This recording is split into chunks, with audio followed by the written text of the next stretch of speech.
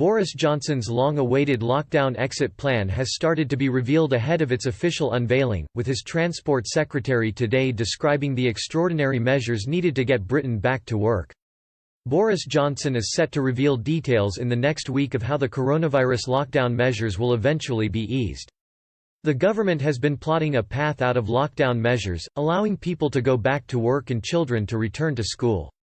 Today, Transport Secretary Grant Shapps unveiled a series of potential measures the government could enact to protect commuters on their way to work.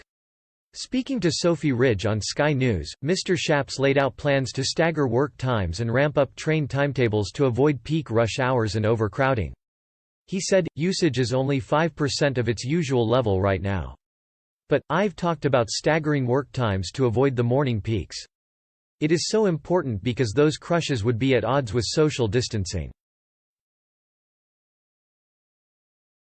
He also laid out plans for installing hand sanitizer hubs at transport stations as well as one-way systems and spacing clearly marked out at bus stops and underground platforms.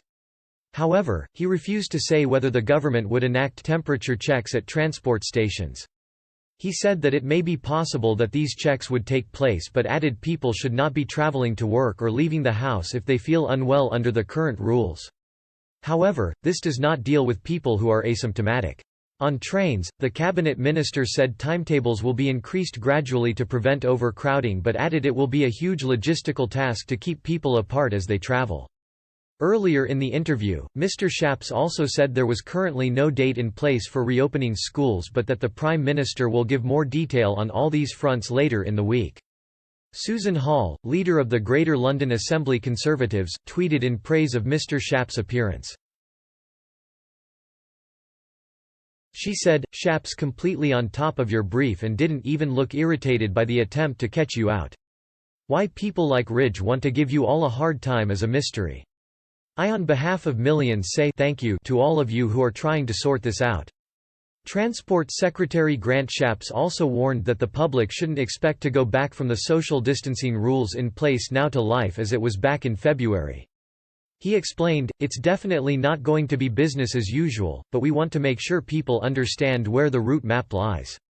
Boris Johnson has been concerned that ending the lockdown too quickly could result in a second wave of infections and deaths.